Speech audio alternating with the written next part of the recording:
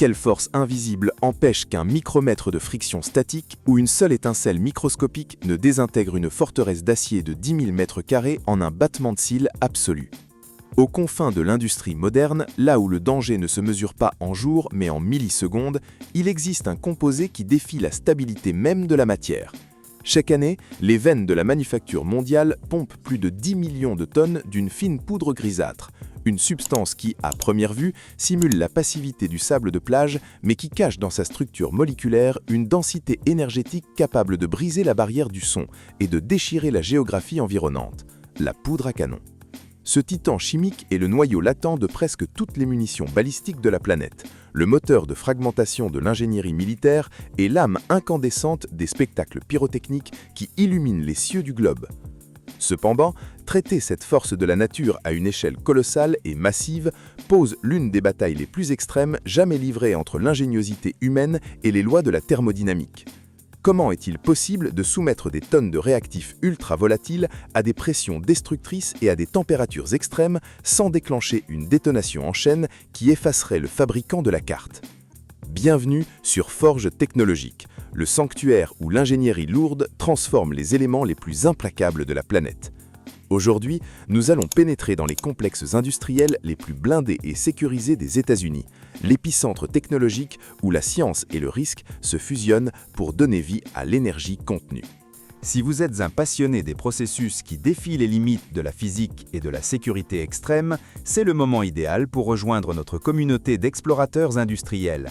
Arrêtez le défilement une seconde pour laisser un like sur cette vidéo, abonnez-vous à notre chaîne Forge Technologique pour ne manquer aucune de nos expéditions visuelles et préparez-vous à nous laisser un commentaire à la fin du voyage pour nous dire laquelle de ces étapes de haute sécurité vous a semblé la plus impressionnante ou perturbante.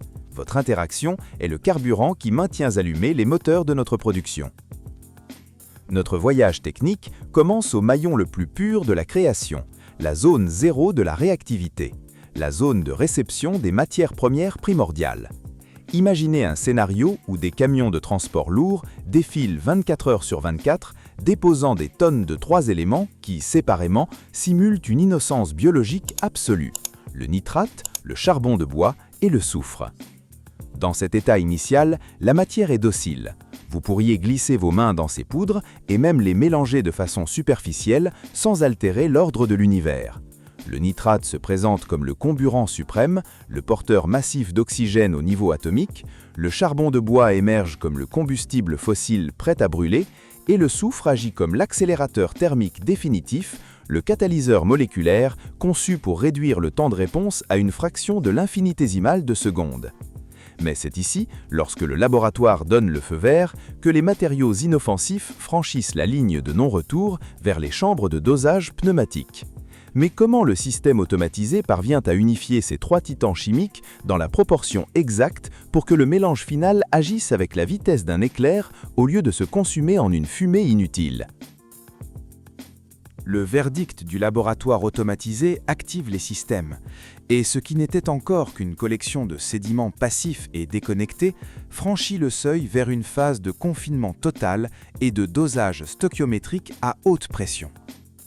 Les tonnes de nitrate de potassium, de charbon de bois raffiné et de soufre élémentaire ne sont pas transportées par des mécanismes conventionnels qui pourraient générer une friction superficielle ou une accumulation de chaleur mécanique. À la place, l'usine utilise des systèmes sophistiqués d'impulsion pneumatique à travers des conduits en acier inoxydable austenitique, scellés hermétiquement et pressurisés sous une atmosphère contrôlée pour supprimer tout vecteur d'ignition moléculaire. La matière se déplace en flottant dans des courants de gaz, se dirigeant de manière implacable vers les colosses du dosage industriel, des trémies de gravité symétriques équipés de cellules de pesée à jauge de contrainte, capables de calculer le poids de la masse réactive avec une tolérance infinitésimale de l'ordre du gramme.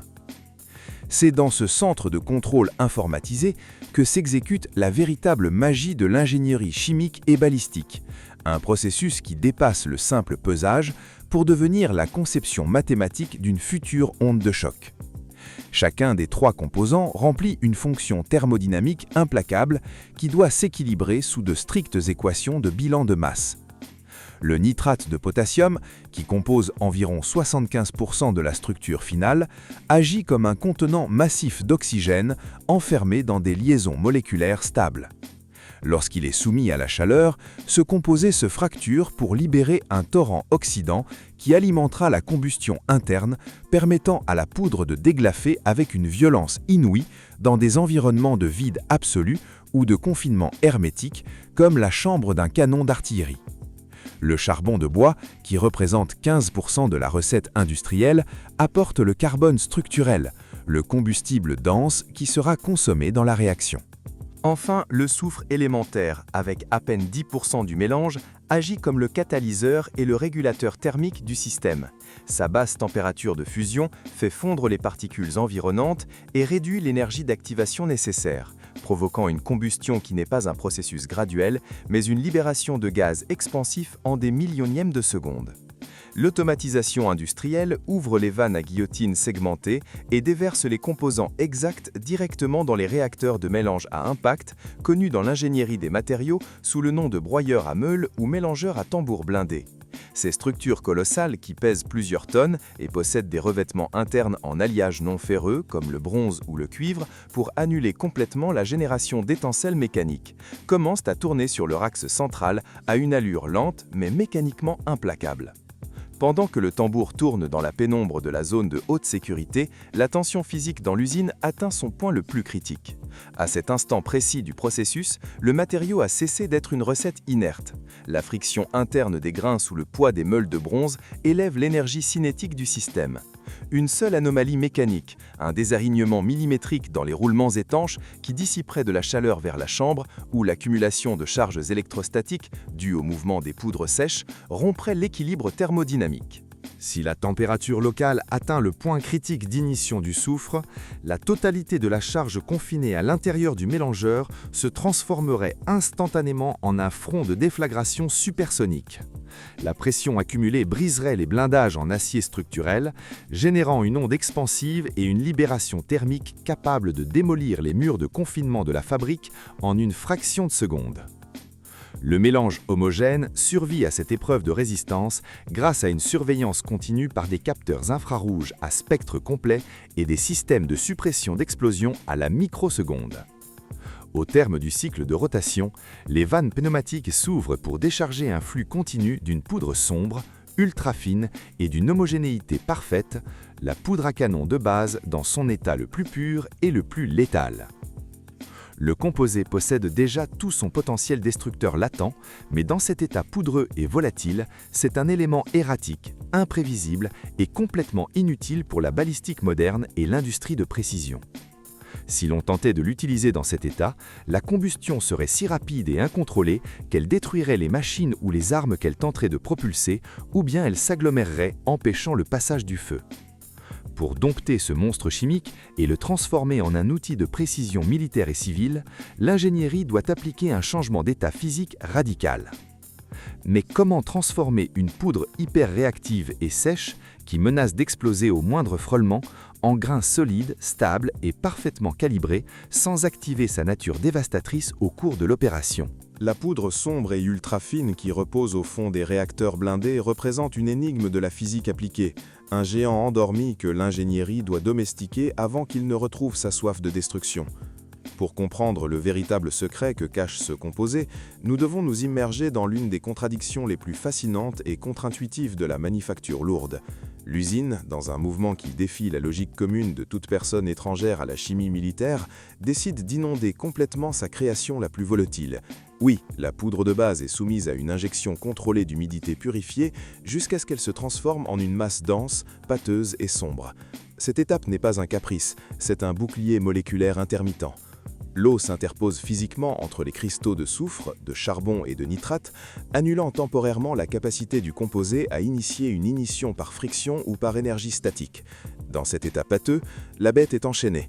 Elle devient docile, sûre et complètement maniable pour les opérateurs et les machines à haute pression. Cette pâte humide et sombre est poussée par des systèmes de pompage hydraulique vers le véritable cœur géométrique de l'usine, les presses de compactage colossales et les rouleaux granulateurs de dernière génération. Ici, la matière subit une force de compression qui dépasse plusieurs tonnes par centimètre carré, un châtiment mécanique conçu pour expulser la moindre microbulle d'air piégée dans le tissu de la pâte. Si l'air restait à l'intérieur de la structure, il agirait comme un détonateur interne sous pression. Par conséquent, la machine force les atomes à s'unir jusqu'à atteindre une densité structurelle identique à celle d'une roche solide.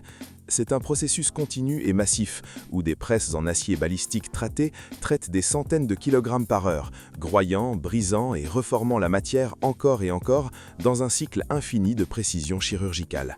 C'est à cet instant précis que se révèle le secret le mieux gardé de la balistique moderne et de la pyrotechnie à grande échelle, la physique du grain.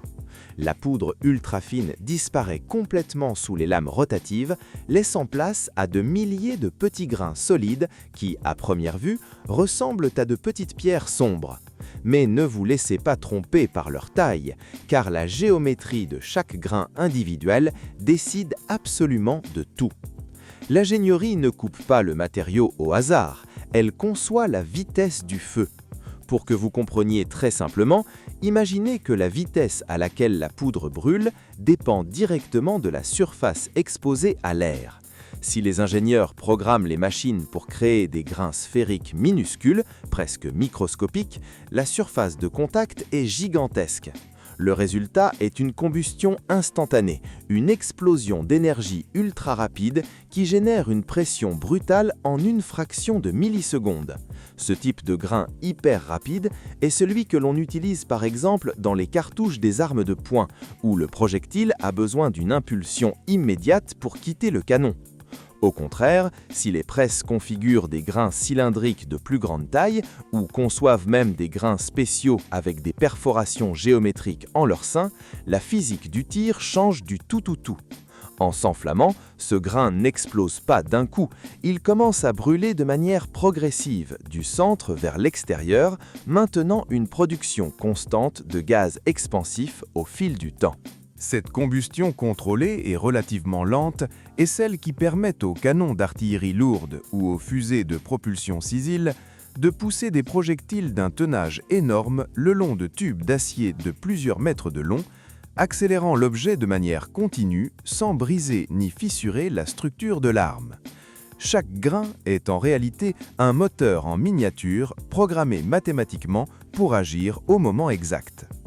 Au terme de cette étape de transformation physique, les tonnes de poudre ont abandonné leur volatilité erratique et ressemblent exactement aux produits qui dominent les marchés mondiaux. Cependant, l'usine fait maintenant face à un dilemme physique absolu qui interrompt le flux normal de la production. Tant que la poudre reste humide et protégée par son bouclier d'eau, elle est complètement inutile. Elle ne s'inflammera pas, ne réagira pas et ne pourra jamais rien propulser dans le monde réel. Mais pour lui redonner sa létalité et son pouvoir expansif, l'ingénierie doit retirer chaque goutte d'eau du mélange. Cela signifie introduire de milliers de grains réactifs dans des tunnels de séchage thermique où l'air chaud frôle constamment les limites critiques du soufre. Un seul défaut dans les thermostats industriels, une augmentation imprévue de la chaleur dans les chambres de séchage, et le bouclier moléculaire s'évaporerait si vite qu'il déclencherait l'enfer au sein de la ligne d'assemblage.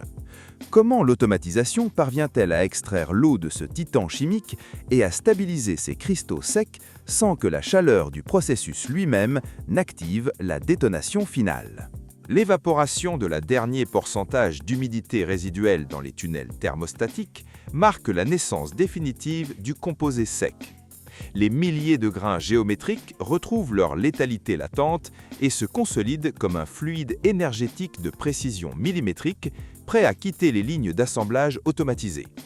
Ce qui a commencé son voyage comme une collection de traits minéraux inertes, opaques et complètement inoffensifs extraits des entrailles de la Terre, a été transformé par l'ingénierie avancée en le moteur qui dicte le rythme de la sécurité, de la défense, de l'exploration aérospatiale et de la technologie de propulsion dans le monde contemporain. Ce voyage complexe de transmutation physique est en fin de compte le triomphe absolu de la précision et du contrôle humain sur le chaos chimique de la matière hyperréactive. Des cartouches de sauvetage industriel au système d'éjection médicale d'urgence, En passant par les arsenaux à haute fragmentation et les cieux illuminés par la pyrotechnie mondiale, la poudre industrialisée continue de prouver que le véritable pouvoir ne réside pas dans la force brute d'une explosion, mais dans la capacité de la science à la dompter, à la doser et à la diriger vers un but concret. Chaque milliseconde de combustion contrôlée dans le monde réel est l'écho direct des murs blindés et des réacteurs de bronze que nous avons visités aujourd'hui. Si ce voyage cinématographique à travers les veines de la manufacture extrême et de l'ingénierie de l'extrême a captivé votre attention et ouvert votre esprit, vous ne pouvez pas partir sans devenir un membre actif de notre communauté d'esprits curieux. Arrêtez-vous une seconde, laissez un like sur cette vidéo si vous appréciez l'effort derrière chaque seconde de production. Abonnez-vous dès maintenant à notre chaîne Forge Technologique pour vous assurer une place lors de nos prochaines expéditions industrielles. Et activez toutes les notifications pour que la plateforme vous prévienne à l'instant précis où nous ouvrirons les portes d'une nouvelle usine. Nous voulons lire votre point de vue dans la section des commentaires. Imaginiez-vous que l'utilisation contradictoire de l'eau, l'isolement pneumatique et la géométrie mathématique d'un seul grain étaient les véritables secrets pour maîtriser le pouvoir destructeur de la poudre à canon à grande échelle ? Quel détail technique vous a complètement marqué ? Votre interaction et votre avis sont le véritable moteur qui fait bouger notre forge et nous permet de continuer à vous proposer des histoires de l'ingénierie la plus radicale de la planète. La vidéo d'aujourd'hui se termine ici. Merci de nous avoir accompagnés. Très bientôt, un nouveau contenu arrivera ici sur Forge Technologique pour révéler plus de processus et de secrets du monde industriel. À la prochaine vidéo, que Dieu vous bénisse.